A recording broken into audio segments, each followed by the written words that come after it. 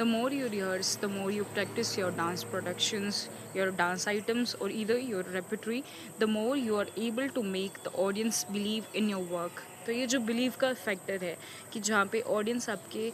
कला के माध्यम से जितना ज़्यादा यकीन कर पाएगी आप पर, उतना ज़्यादा आपका काम आर्ट के और ज़्यादा में सम्मिलित होने के। आज की वीडियो की हम शुरुआत करते हैं इस कोट से जो वीडियो के शुरू में लगा हुआ था।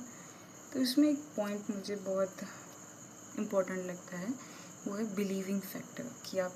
किसी इंसान को कुछ करके दिखा रहे हैं to make them believe in your work और make them believe in your message what you are telling, जिसके थ्रू वो उस बिलीव फैक्टर के कारण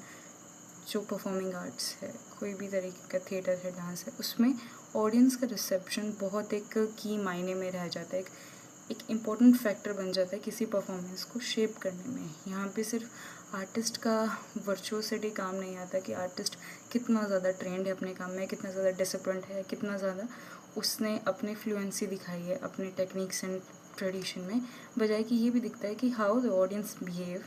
respond to a particular performance of even a tradition और even from a contemporary perspective. मेरा यहाँ पे की नोट है जो मुझे बहुत खलबली मचाई इस कोट ने, वो है कि रिहर्सल यहाँ पे एक स्पेस सिर्फ सीखने का या एक गुरु से एक शिष्य को एक शिक्षा मिल रही है वहाँ तक सीमित नहीं किया गया है, बल्कि यहाँ पे जो रिहर्सल का स्पेस है वो अपने आप में एक पॉलिटिसाइज्ड हो गया, वो एक इंस्टीट्यूशनलाइज्ड फॉर्म है कि जो इंस्टीट्यूशन जिसके अंदर वो डांस क्लासेस चल रही है वो उसका पॉलिटिक्स, उसका जो रोज़मर्रा का चीज़ों को हैंडल करने का तरीका है वो किस तरीके से सेडिमेंट हो रहे हैं उस एक पर्टिकुलर डांस क्लास या उस पर्टिकुलर एक क्लासरूम पेडागोजी के थ्रू और एक नॉर्मल स्टूडेंट और टीचर बिहेवियर के थ्रू, जिसमें rehearsals are not only a place where technical mastery और technical what do you call it, एक प्रोसेस नहीं दिया जाता, सिर्फ टेक्निकल प्रोसेस सिखाया नहीं जाता, but it is a process of credibility कि वहाँ पे क्या सिखाया जाता है उस पर्टिकुलर रिहर्सल स्पेसेस में। जैसे कि इस कोड को अगर और सीरियसनेस के थ्रू लेके जाएँ या इसे और ज़्यादा डाइसेक्ट करने की कोशिश करें तो इट मोर और less make a body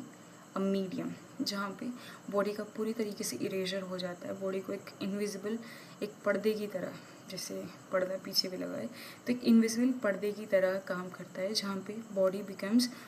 fully out of site, जहाँ पे वो एक इनविजिबल टूल एक जगह से सामान उठा के दूसरी जगह सामान रखने का काम कर रही है, जहाँ पे उसकी बॉडी का खुद का कोई महत्व, क्या वो फील कर रही है, क्या से वो चीज़ों को समझ रही है, डिकोड कर रही है, नॉलेज को प्रोसेस कैसे कर रही है, ट्रांसमिट आगे कैसे करेगी, या नॉलेज को किस तरीके से अरेंज कर रही है अपनी बॉडी में, उस पर इतना फोकस नहीं होता। There comes a important part जो हमने पहले की वीडियो में भी देखा है, जब हमने स्कल्पचर स्टडीज़ में देखा था कि किस तरीके से स्कल्पचर को हम एक एस्थेटिक पर्सपेक्टिव से देख रहे हैं बजाय कि एक लेबर पर्सपेक्टिव से, कि किस तरीके से labour is doing it's work through the sculptural body.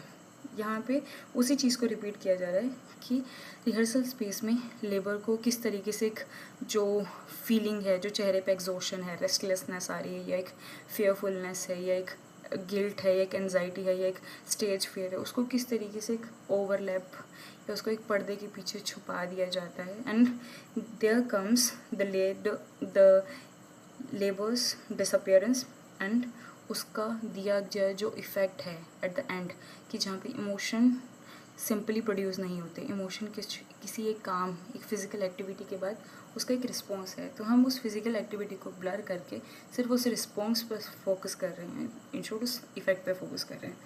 तो वहाँ से मेरे लिए एक और बुद्धि सुलझी, वो है कि जो बचता है जब लेबर ख़त्म हो जाता है और उसका इफ़ेक्ट रह जाता है, तो बचता है सिर्फ beauty content in the sense aesthetic के अराउंड जो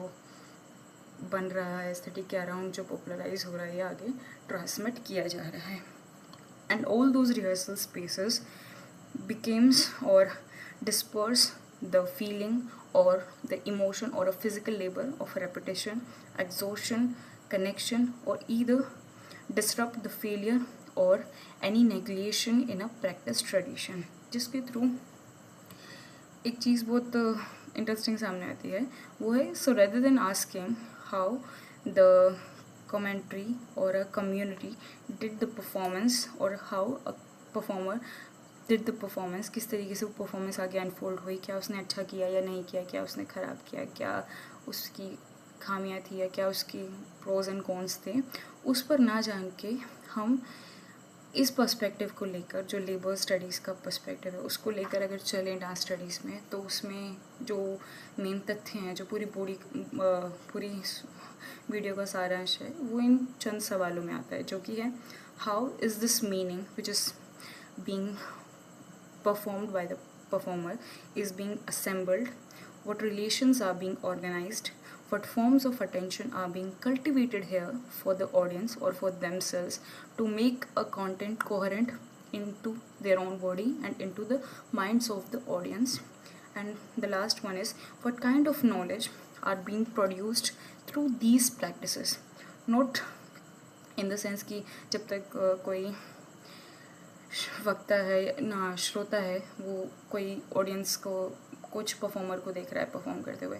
उसके बाद वो जो परफॉर्मेंस ने एक नॉलेज क्रिएट की, एक मीनिंग मेकिंग क्रिएट किया है, उसका वो उस ऑडिटोरियम में बैठ के क्या यूज़ कर रहा है, फिर जब वो अपने घर जा रहा है उस परफॉर्मेंस से वो क्या ऐसा नॉलेज आउटपुट उसका एक्सट्रैक्ट कर रहा है या उसको खींच रहा है जो वो बाहर की दुनिया में लेके जा रहा है। तो वो सवाल भी बहुत इम्पोर्टेंट बन जाते हैं इस पर्सपेक्टिव के थ्रू।